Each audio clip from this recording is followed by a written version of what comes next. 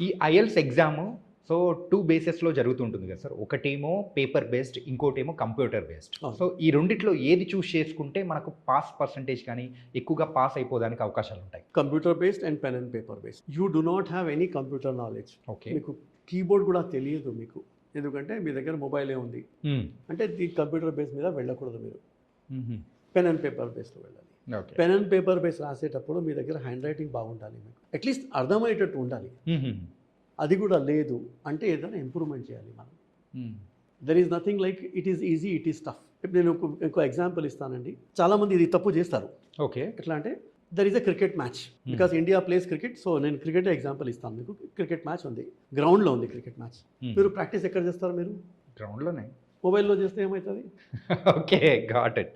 మీరు మొబైల్లోనూ ఫోన్లో ప్రాక్టీస్ చేసి గ్రౌండ్లో వెళ్ళి నేను మ్యాచ్ విన్ అయిపోతారంటే అవుతుందా? No, impossible. సో చాలామంది ఏం చేస్తారంటే వాళ్ళు కంప్యూటర్ బేస్డ్ ఆఫ్ చేసి పెన్ అండ్ పేపర్తో ప్రాక్టీస్ చేస్తారు వాళ్ళు. లేకపోతే పెన్ అండ్ పేపర్ ఆఫ్ చేసి కంప్యూటర్లో ప్రాక్టీస్ చేస్తారు వాళ్ళు. ఓకే. అక్కడ వెళ్ళినాక ప్లాట్ఫామే వేరే ఉంటుంది. So result is again. Okay. So your proper planning, your proper guidance and working on the guidance అది ఉండాలండి. ఓకే.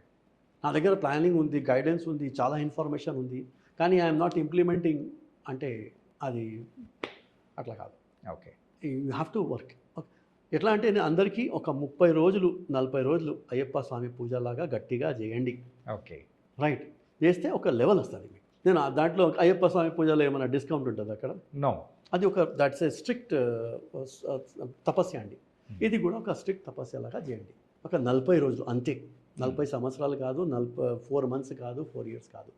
ఓకే. అది కూడా అది చేస్తే తప్పకుండా ఒక యూ విల్ అండర్స్టాండ్. అంటే నేను ఎక్కడ నిలబడి ఉన్నానో అది మీకు అర్థమవుతుంది. దాన్ని బట్టి మీరు డిసైడ్ చేయండి.